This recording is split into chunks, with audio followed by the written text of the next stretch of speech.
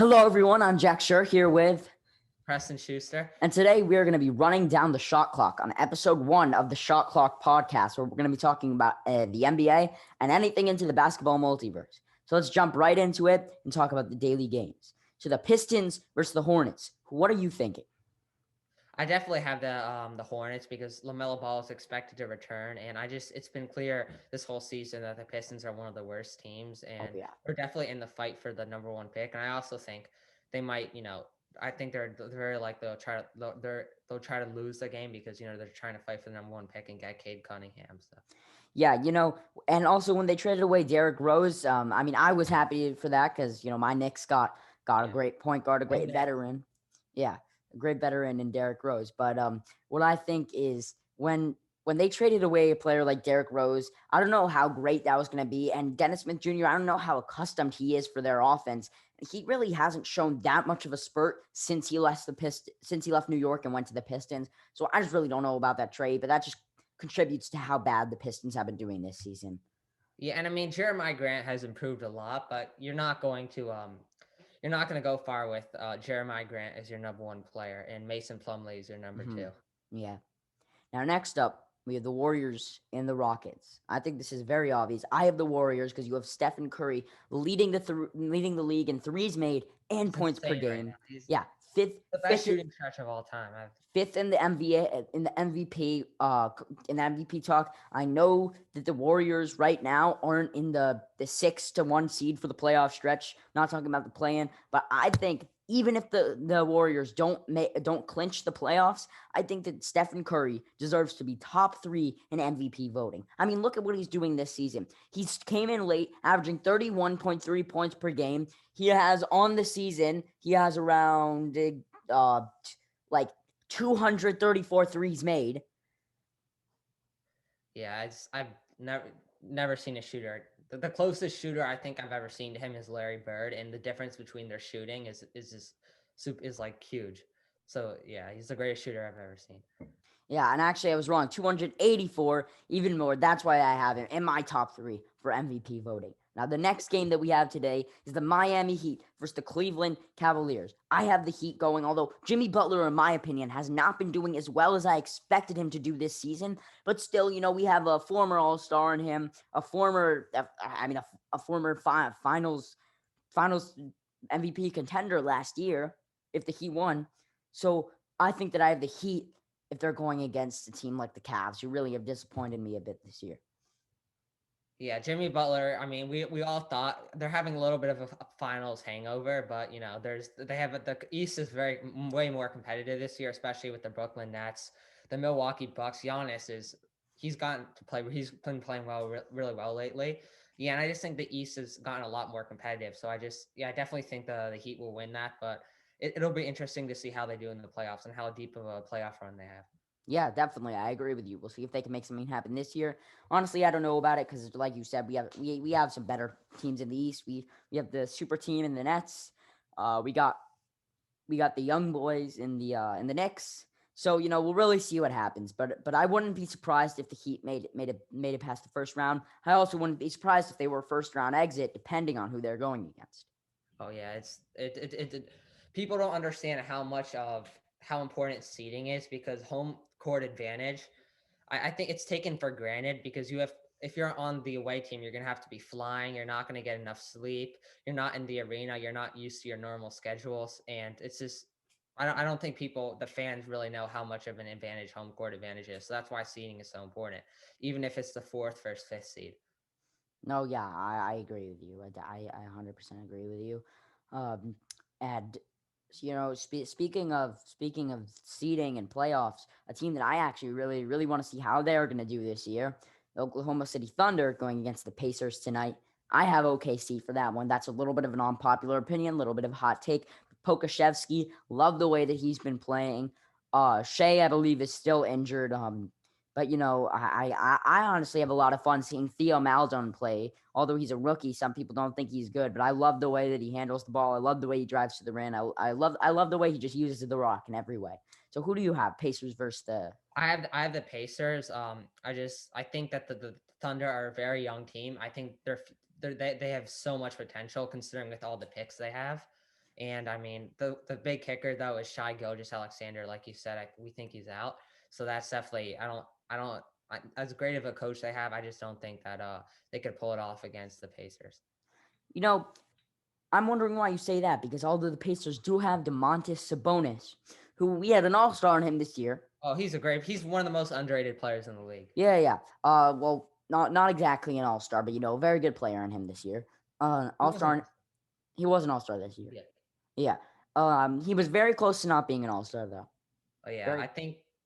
I think someone was injured, so that's why he went in the All-Star game. But Domantas Sabonis, he was doing great at the beginning of the year, kind of regressed a little bit. I really think that OKC is able to take. I think they'll be able to take. Oh this yeah, game. no, I definitely think they could. It'll be a close game, but I still think Domantas Sabonis has a good chance of dominating this game, considering what the matchups are.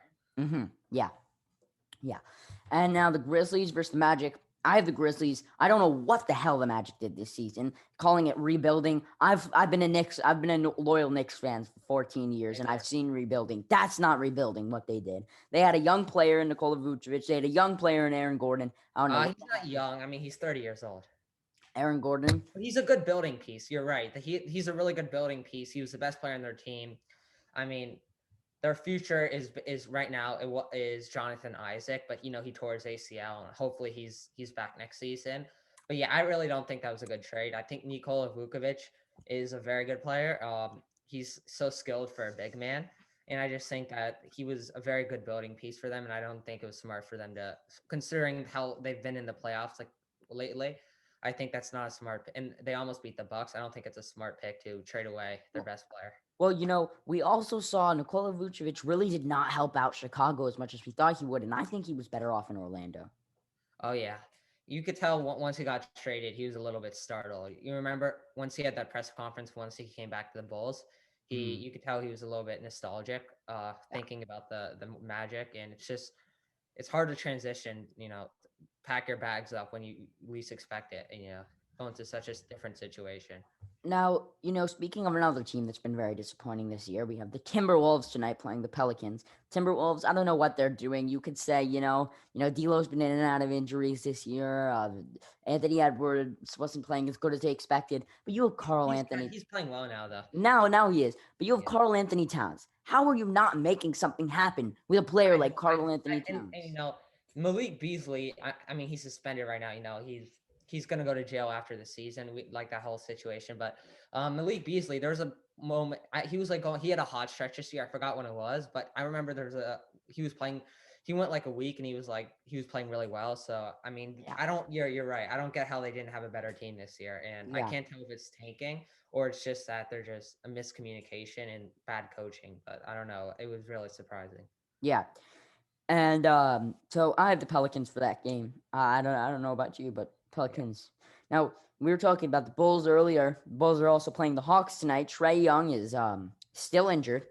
So I think that I have the Bulls winning this game, although they haven't been playing really good. I mean, I don't know what the Hawks are gonna do. What is John Collins gonna do?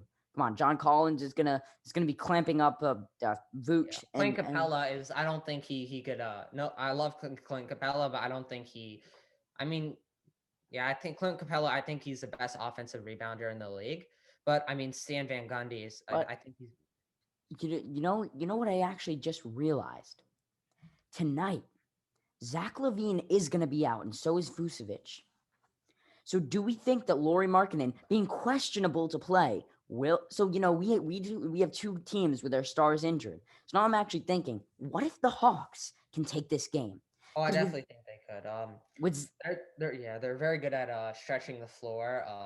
I mean, especially with Trae Young and Kevin Huerter, but Trae Young is, he's out. And Zach LaVine is out, and Vucevic is out. So who do you have? It's kind of like the battle of the benches. I think it's a toss up. I think it really depends. Yeah.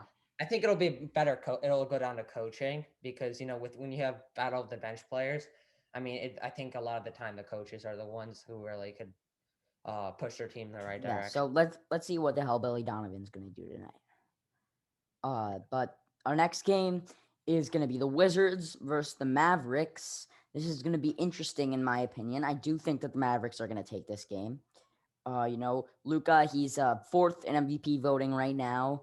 Bradley Beal was the best scorer. He was top scorer in the league. He had an amazing first half.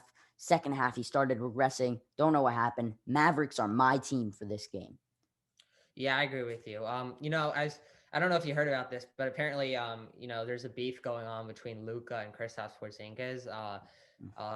That's what the insiders are saying. There was just a press conference where you could tell that Kristaps Porzingis was, angry about his role with the Mavericks, and I think there are a little bit of chemistry issues there. But I do think the Mavericks are I definitely think they Well, beat the Wizards. But Russell Westbrook he's playing, right?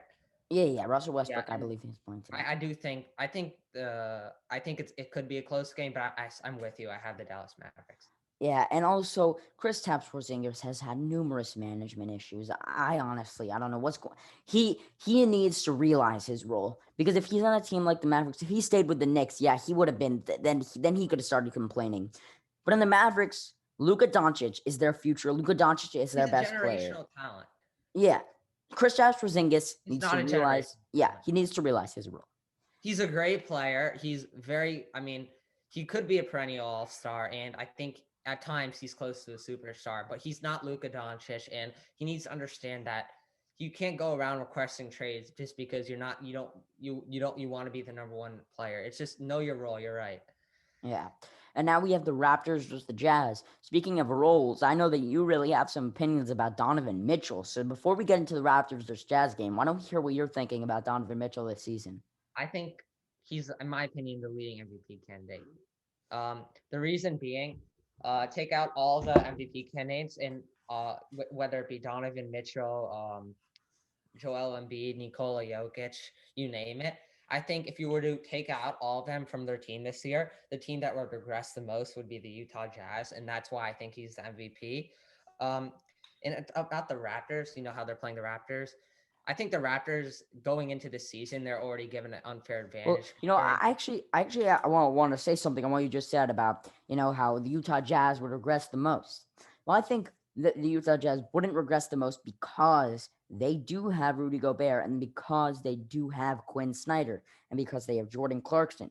So if you're talking those reasons, I do not think that Donovan Mitchell is even top five in MVP voting because we're talking Luka Doncic, Giannis Antetokounmpo, Joel Embiid, Nikola Jokic, Stephen Curry, you name it. I just could not see Donovan Mitchell being put above those players. Yeah, you're right.